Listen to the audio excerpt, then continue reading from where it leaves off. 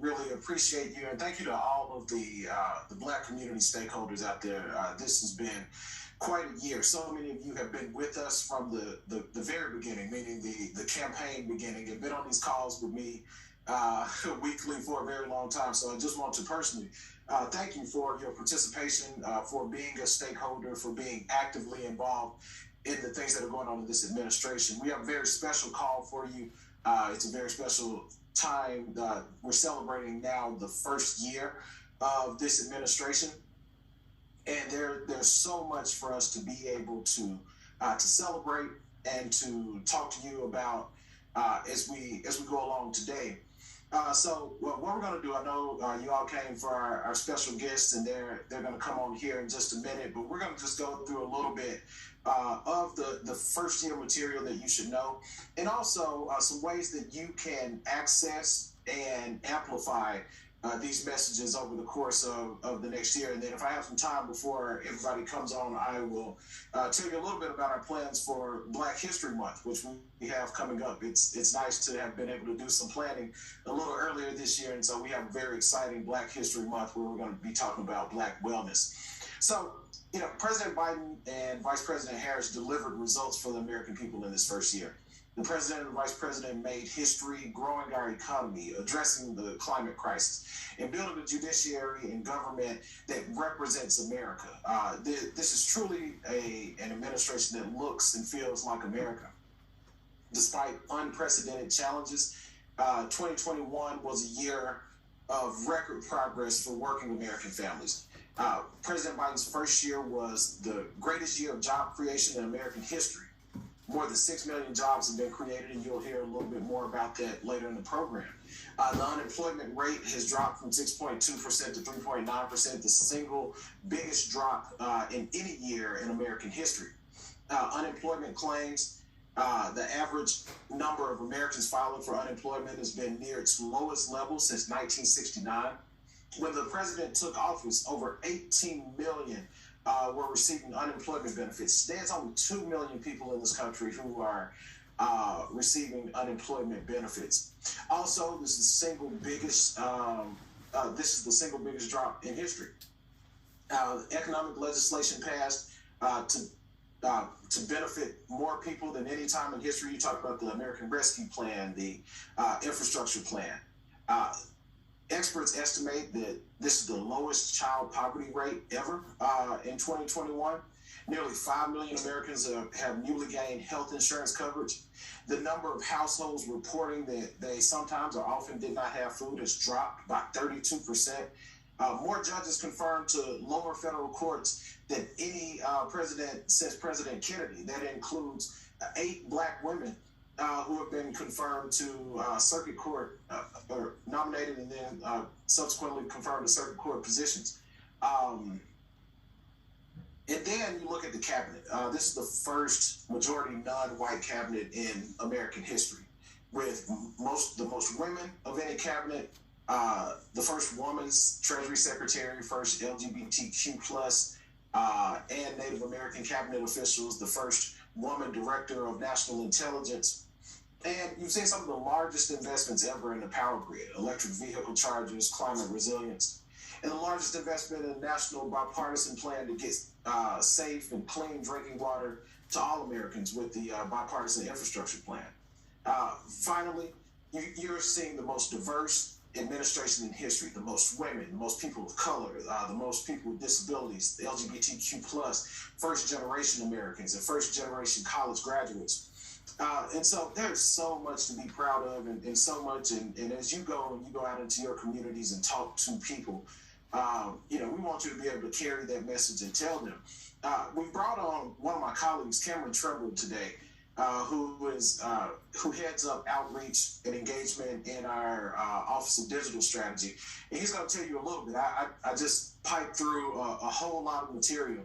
But he's going to tell you how you can engage with a lot of that material that I just talked about. So, Cam Tremble, thank you for coming on and joining us today. Thank you, Trey, for having me, and thank you, and welcome everybody here to this call. Happy 1 year anniversary. I can't believe that 365 days have gone by so quickly. As Trey mentioned, we are the Office of Digital Strategy is amplifying and pumping out a lot of information across all of our social media and digital platforms to discuss some of these major wins and historic numbers that the President and Vice President of this administration has produced. I encourage everyone on this call to do 3 simple things to help us amplify this and even make this even a bigger moment across the country. One, first visit whitehouse.gov. We have revamped refreshed the website for today for this 1 year anniversary, and it's a one-stop shop to showcase everything that this administration has done. So you're going to see large graphics with some of those various numbers, facts, and figures that Trey mentioned. We also have a running on the hour, every hour. We have testimonies from real Americans from around the country. On how this first year of the Biden-Harris administration has impacted their lives. We're also simultaneously putting those out each testimony from those real Americans on social media, on Twitter and Facebook and Instagram, on the hour. But please just go check out the website. That's going to live there today. And then after today, it will be just whitehouse.gov/1 year for you to kind of access any of that information to amplify there. The second thing I would ask for anyone is to go to POTUS, White House, or VP on Twitter and or Instagram, and we'll be chopping up some of that same information in graphic posts as well as short videos. We always could use a retweet, repost, whether for your stories, your Facebook, and just sharing the links to your various email groups and text message groups.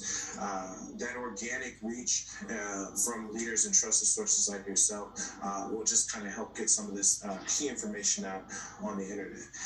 And then lastly, I would ask that even in your own words or in your own kind of reflections, we're also actively throughout the course of the day and tomorrow just kind of scouring the internet for folks that are doing their own national organic reflections on what this 1 year in office for the Biden-Harris administration has done to really kind of interact with people, American people across the country, and elevating those social media posts on all across our channels. So please definitely check out whitehouse.gov for a one-stop shop on all the different content and facts and figures and everything to see our accomplishments. Too, if you could please repost from any of the White House or presidents or vice presidents' social media channels today, specifically Twitter and Instagram.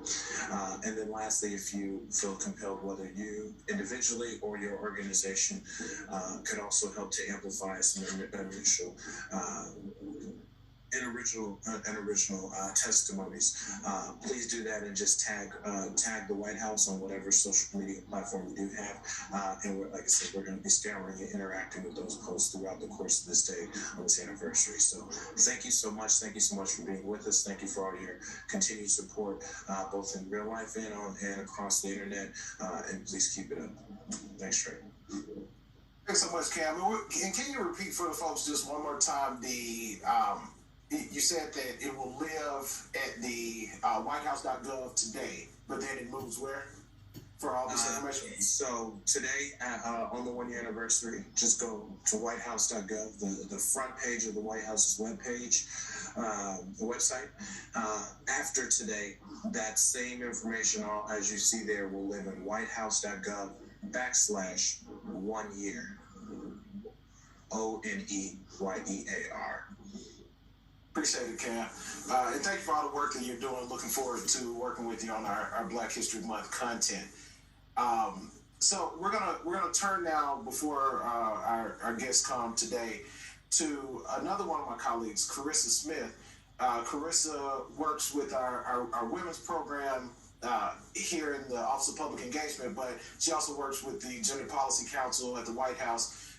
Does phenomenal work there, and this year, in this first year, I went through the stats really quickly, but it's such a big year for women within the administration, appointees, especially those people who got nominated to be judges across the country. And so wanted Carissa to come on and just talk a little bit about just the work that she's doing right now and some of the updates from her portfolio. Thank you so much, Carissa, for coming on. Thank you, Trey, for having me, and it is so good to be on this call. It's always good to be with my good brothers, Trey and Cameron. Happy New Year to everyone. Happy January. We are really, really excited to be back in full swing of things and also celebrating our 1-year anniversary of this administration. I just want to point out a few highlights, specifically on the women and families piece, and specifically how we have been working to make sure that gender equity and equality is at the forefront of everything that we do. Essentially, we established the first ever White House Gender Policy Council, and it was a huge, huge deal. The Gender Policy Council sits right here at the White House, and it sits and works collaboratively across our different departments, but especially with our White House Domestic Policy Council. In addition to establishing the White House Gender Policy Council, we released the first ever national strategy on gender equity and equality. It is a vision for achieving gender equity and equality in ways of economic security, preventing and responding to gender-based violence, increasing access to health care, advancing democracy rights, and full participation for women and girls domestically and globally. We also want to make sure that we highlight that, through the American Rescue Plan, that we were able to reopen schools. We were able to help childcare providers keep their doors open. We provided, millions of dollars in funding. And that was our goal, is to make sure that families were adequately supported during this time and that children could get back into school. Additionally, we expanded the child tax credit, which contributed, to the lowest child poverty rate on the record. I know Trey has highlighted that too, and that's a big, big sticking point for what we're seeing, a year later, of all the amazing work that came about due to the American Rescue Plan. I also want to say that we signed the National Defense Authorization Act, ushering in sweeping reforms to the military justice system, which we know, unfortunately, many of our women military personnel are often survivors of gender-based violence within military service. And so that was a huge, huge win to making sure that military personnel, specifically women who choose to serve in military personnel, are protected.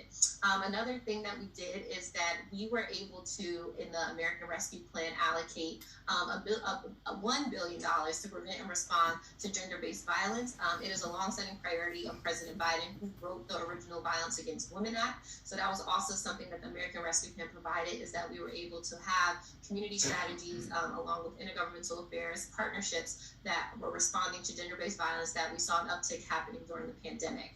Another thing that we really, really were very excited about, and of course this is a staple under our vice president, is that, we issued a call to action on our country's maternal health crisis, which, as we know, we need to close the racial disparities in maternal health care. The vice president hosted the first ever White House Maternal Health Day of Action recently in December. And as we know, Black women specifically, we need to make sure that we are able to have children healthy and make sure that we are supported and that we're able to close the maternal health disparities that we currently see.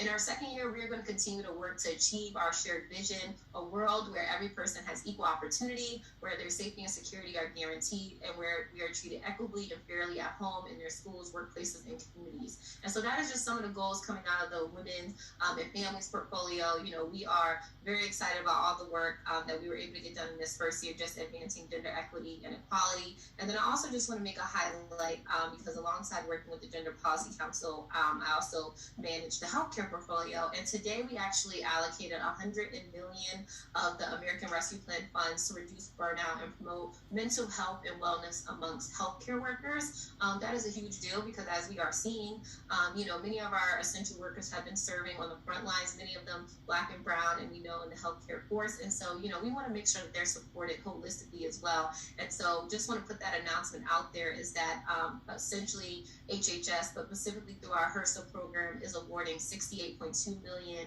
to 34 grantees to support tailored informed training development within the health profession and nurse training facilities. And so that was recently released today. And so I just want to put that out there, that is a huge deal of how we are working to make sure that those who are taking good care of us, that we are also making sure that we're funding and taking good care of them. We also currently have a campaign going on Twitter and on social media. We're calling it our Gratitude for Healthcare Workers campaign.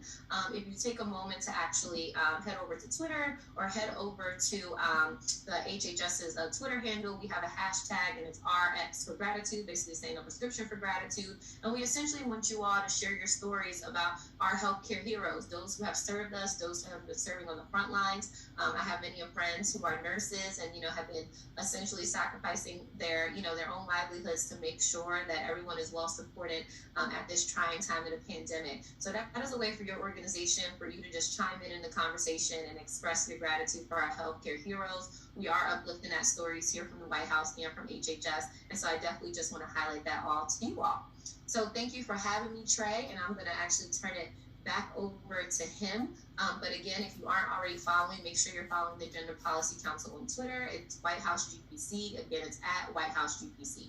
Thank you so much for having me, Trey. Yes, absolutely. Thank you for coming. We really appreciate all the work that you're doing and all the work that the Gender Policy Council is doing. Just we really appreciate all the help that you've given to our shared portfolio this year. So thank you, Carissa. So before we go into our next part, I just wanted to give you an update on Black History Month. Black History Month is coming up here in February, and we have a really exciting month of activities happening in February. So each year, the White House issues a proclamation recognizing Black History Month. We focus on highlighting the Biden administration's equity agenda, which aims to empower the community and really finally address systemic racism in our laws and public policies through a series of activities built around advancing racial equity, Black health and wellness during COVID, economic rescue, and climate change, environmental justice. We're not only going to highlight the experience and celebrate past accomplishments, but also elevate the executive actions and policy prescriptions that will, in effect, honor Black history by helping the Black community to be well overall. As a theme this year, we're proposing Black health and wellness and working to make Black lives better. Which will put a focus on the actions of the Biden administration that will help the overall wellness of the Black community, whether that be physical, emotional, environmental wellness, financial wellness, or spiritual wellness. The theme is derived from our friends at the Association for the Study of African American Life and History, who deliver the Black History Month theme each year. That National African American History Month or Black History Month is celebrated each year in February to recognize the sizable contributions of African Americans and the ones that they've made throughout history. Specifically, the struggles for freedom and equality are commemorated, and the nation is tasked with gaining a deepened understanding of the plight of the community. So according to the Library of Congress, going back to 1915 with Carter G. Woodson founding of ASALH, the nation has continually celebrated Black History Month. And over the years, presidents from both parties have recognized Black History Month in various ways. And the most customary Black History Month proclamation addresses the importance of contributions of Black people in this country and signals for the country and the whole of government that commemorations and celebrations should occur across the month of February. And so in this month, we're going to be looking at Black health and wellness, construing wellness very broadly to include your mental, your physical, your environmental, and your spiritual. And so we have a number of activities that we have planned that I'm going to continue to link you in over the course of the month. As we wrap up January and get into February, because of COVID, there won't be the traditional live and in-person events, but there'll be a number of virtual opportunities for you to be able to take advantage of. So we really look forward to uh, Black History Month and the commemorations that we will be going through. Each week we'll have a separate theme where we will look at one of the points of wellness throughout the month, and then we will share that with you as we continue to make it towards February. So, with the start of Black History Month, we will have a number of activations that you can take part in, and be looking out for us in our newsletter to tell you more and more about what we have going on. We have our special guests that are just arriving here, and so we'll get started with them in just a minute. So if you have any questions that you get the invitation to this event from, and we will definitely keep you in the loop on everything that we have going on. With that said, I think our special guests are ready and are on. So the first person that I would like to introduce you to is my boss. He's the director of the Office of Public Engagement. He is the former congressman from the great state of Louisiana, the 2nd District. And he's a former chair of the Congressional Black Caucus. You all know him. I'd like to just personally thank him for the work that he's done with this community and with this this group of Black influencers that we have on this call today. So with no further ado, I would like to pass the program over to Cedric Richmond.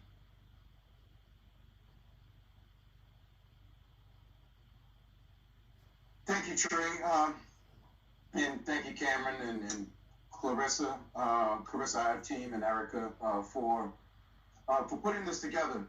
Let me, I know the Vice President is here, and that she has a number of things that she wants to talk about. Let me just say this, and I'll start with a quote from Dr. King. It says, "Change does not roll in on the wheels of inevitability, but comes through continuous struggle." And so, as we know, we have work to do in terms of voting rights, in terms of Build Back Better, in terms of all of those things that we know we need to deliver on. But let's be clear about something. We have a record that we're proud of. For example, in the history of the United States of America, since its inception, 8 Black women have served on the courts of appeal. As of today, we have put 8 African American women on the courts of appeal. So we've matched the record of all other presidents put together, and we're doing that because everything we do it through a lens of equity. When we came into office, to be clear, vaccines were being distributed in not the most equitable manner. So we used pharmacies. That didn't get us to where we needed to be. So then we expanded to community health centers. That didn't necessarily get us to exactly where we wanted to be. So we set up our own vaccination sites, and it got us almost to where we wanted to be. And then we started partnering with churches, beauty salons, and barbershops to make sure that any African American that wanted to get a test wanted to get a vaccine could get it easy, and that it wasn't a burden. So if you look at our job creation, our record job growth this year, reducing unemployment from down to 3.9%. I know the VP is going to cover this, but I just want to make sure that we understand that we have a lot to talk about.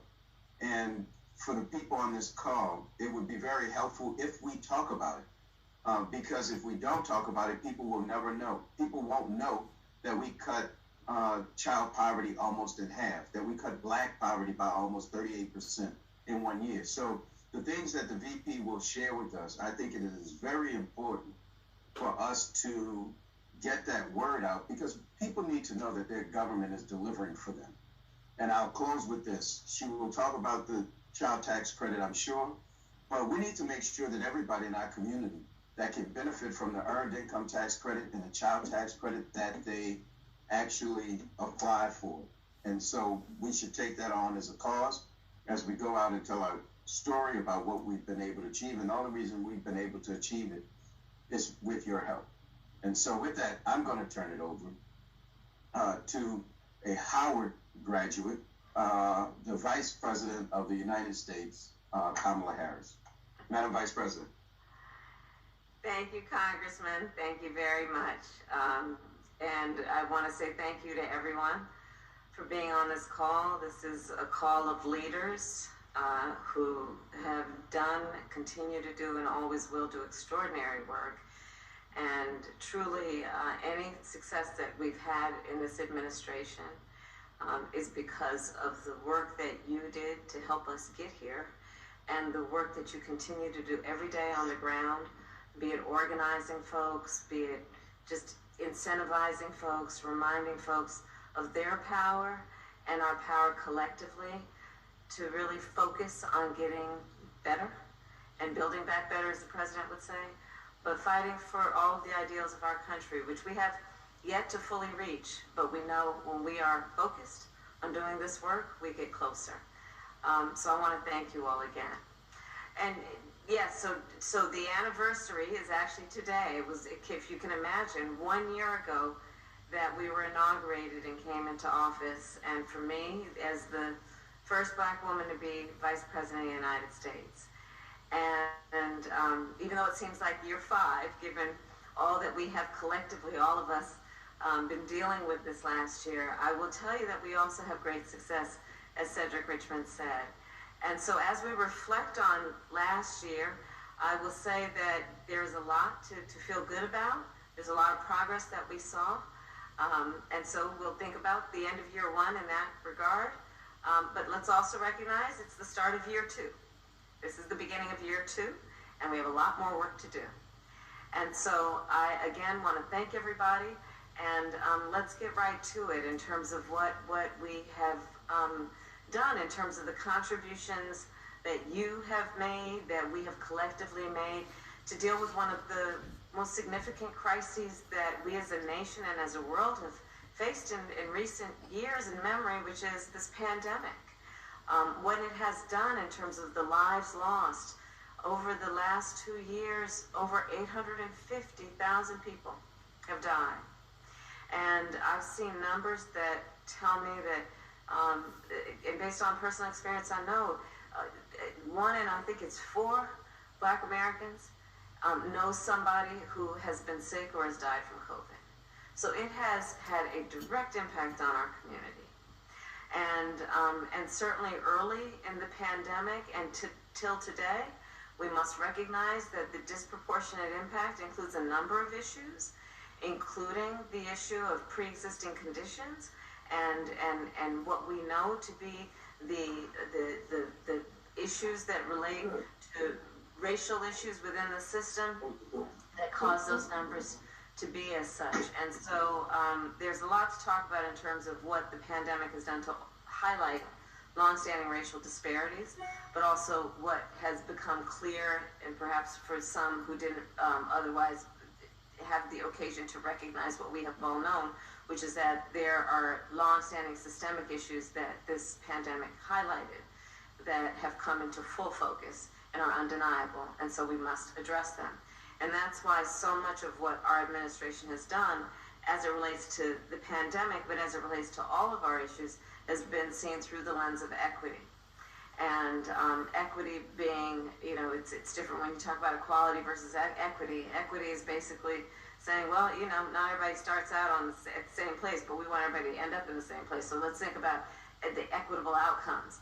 And to that extent, we have looked at, again, the pandemic, great progress with the general population, and that 210 million people have been vaccinated, and over 82% of Black adults have received at least 1 shot. And early in the pandemic, the racial disparities were pretty extreme, but we pretty much closed that gap. We have seen in terms of the economy that as an administration, we created 6 million jobs. And they have reduced unemployment to the point that it is now at historic lows of 3.9%. We accomplished the work together of getting the American Rescue Plan passed. which meant that $1,400 checks went to folks who were out of work through no fault of their own, but those checks helped folks get through a rough patch to be able to get on the other side of the crisis. And then, of course, the work that we did together, some of the work I did in the Senate, which was to get $12 billion in one of these packages to go to our community banks, to community lenders, because we know for our Black businesses, minority, women-owned businesses, access to capital is a real issue, and we want to increase the amount of access in terms of those entrepreneurs and those small businesses that are innovative, that are based in the community, that are part of the fabric of the community, to get them the resources they need either to open or to reopen or to grow. We've also done the work, and yes, Cedric, I will say as a proud HBCU graduate, we have done the work of getting $1.6 billion for our HBCUs.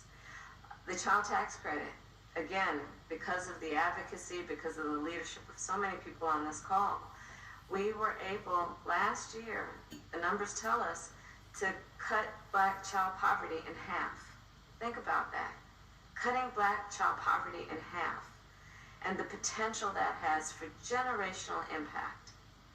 The work that we have done in terms of, again, the small businesses and getting access to capital, that's about, the folks who are working around our country, people like Bill Bynum, who are working in the Mississippi Delta. He's working there with businesses and with small businesses, understanding the talent and the need for resources in those communities.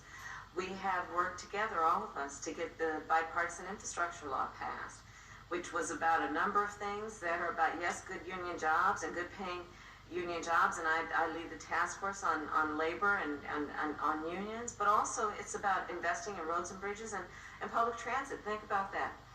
Black workers are 4 times more likely to take public transit to get to work or to get where they need to go. And as we know, we need to do a lot more investing so there are more buses on those routes, so that those buses are in better shape or those trains are in better shape, because we know that folks rely on public transit to go to work, to get their kids to school, to go to church, to do the basic things they need to get done. High-speed internet. Well, one of the people I want to acknowledge in terms of a long-standing fight for this, in terms of the disparities, is Jim Clyburn. But the work that we did with the infrastructure law to get high-speed internet and say that that's going to have to be accessible and affordable for everyone. Again, an issue that was highlighted during the pandemic, when so many of our children who did not have access or affordable access to internet lost really significant phases of their educational process.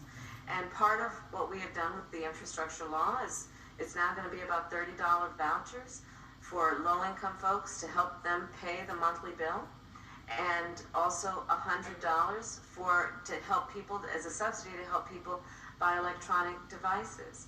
And then there's the work that we did around things like school buses. I mean, raise your hand, how many of us took the school bus to school, right? Well, 25 million children a day, the estimates are, certainly before the pandemic, ride to school on the school bus, which are mostly diesel buses. And so they're inhaling those fumes, which has an impact on their ability to developmentally grow. And so we want to move away from those buses that are really about the public health and the health of the children as much as then is the health of our environment, and move toward electric school buses. And so we are investing in that, which is also about the creation of jobs. And then, of course, while we're on the subject of public health, lead pipes. So we have put billions of dollars into what we need to do to remove lead pipes. 50% of our children who are under the age of 6 are at risk because of lead, be it in the pipes or in the paint. This is a big issue, again, that has lasting effect and certainly has direct effect on the health and well-being of our children. And then I will say a particular area of focus for me was to bring the issue of maternal mortality and Black maternal mortality to the White House and to the national stage as a priority. I convened the first ever White House Maternal Health Day of Action. And I don't need to tell the leaders on this call, Black women are 3 times more likely to die in connection with childbirth.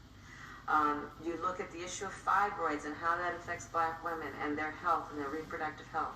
These are real issues that have long impacted the community and deserve to have this kind of level of attention so we can address it. And we've been doing that in a number of ways. I've been working with folks like Lauren Underwood and Alma Adams and saying, let's have Congress act, and let's also act through our systems. For example, Medicaid coverage. Let's make sure that after a woman has given birth, let's extend postpartum Medicaid coverage so that it's not just 60 days, but it lasts for a whole year. What that means for the well-being of new moms is extraordinary in terms of the assistance they need that is both about their physical health and their mental health. So all of that is good work, but still there's more to do. Police reform. I helped write the very important piece of legislation, the George Floyd Justice and Policing Act, together with Cory Booker, and the Senate wouldn't pass it. They wouldn't even put it up for debate. And so there's still a lot more work to be done. Short of the Senate acting and Congress acting, our administration put a federal ban on chokeholds and on no-knock warrants, which we know have contributed, those issues, to the unlawful death and killing of people in our community. But we have to do more, and we have to stay vigilant on that issue of reform. Voting rights. I was at the Senate last night. I am the president of the Senate in addition to being vice president of the United States. And so I was there to witness firsthand the failure of the United States Senate to pass the John Lewis Voting Rights Act and the Freedom to Vote Act. And let's be clear, we all on this call know that there are many states in our country that are purposely trying to make it more difficult for people to vote with the expectation and goal that folks won't vote, which is why we needed to pass that federal voting rights legislation to protect against those anti-voting laws. And we're going to continue to fight, all of us together, to work with governments and legislatures to promote pro-voter laws. And we're going to continue to engage with folks from every community, including CEOs who I've been talking to about this, of course, our advocates and people who hold elected office. We cannot give up this fight. Last week I was in Atlanta with the president, and I got some time to go and visit with Ambassador Andy Young.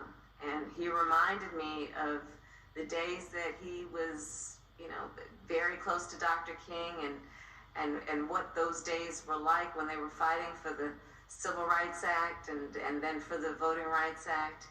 And he reminded me that they had setbacks and they weren't always sure. And sometimes really thought that they would not see the success that they saw, but they kept going. And so we have to do the same thing. And then finally, we need to keep up the fight to pass legislation to reduce the cost of child care and elder care and prescription drugs. And that's in our Build Back Better agenda, including addressing the climate crisis. And what is that about? Child care, saying child care shouldn't be more than 7% of your income. It shouldn't cost more than 7%. You shouldn't have to go broke to have somebody take care of your children when you go to work. Prescription drugs. Well, diabetes, a big issue in the community. And, I personally have family members that have diabetes. We know that insulin is what saves the life of a diabetic, but it's so expensive. So part of what our administration is proposing is that we bring down the cost of things like insulin, so it's no more than $35 a month. It's just the right thing to do. But we still have a lot of convincing of folks to do, and that's why we're going to need your help.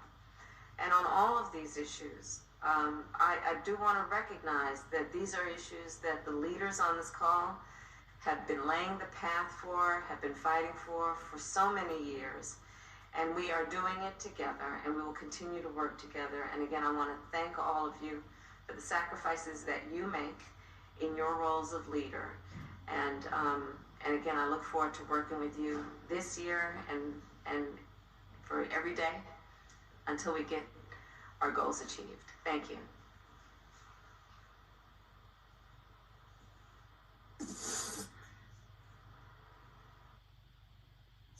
Thank you so much to Madam Vice President Harris for coming on and giving us those words and thanking the group. The Vice President has done just extraordinary work during this time and over this first year. So we'd like to thank all of our stakeholders for coming on today.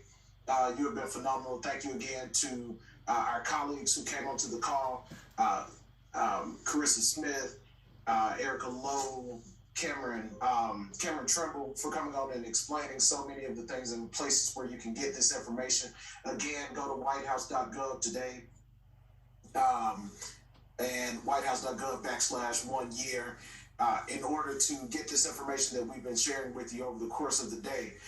Thank you again to Cedric Richmond, who's the director of the Office of Public Engagement, for the work that he's done. And of course, again, to the Vice President for the work that she has done along with President Biden this first year.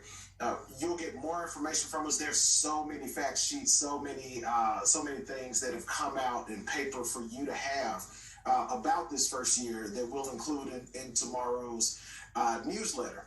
Thank you for shifting your schedules in order to make this call today rather than tomorrow. So as a reminder, there will not be a Black Community Stakeholders call tomorrow. That was this call today. We'll see you next week on the 28th for the next Black Community Stakeholders call, which will fall at our regular time at noon on Friday, the 28th.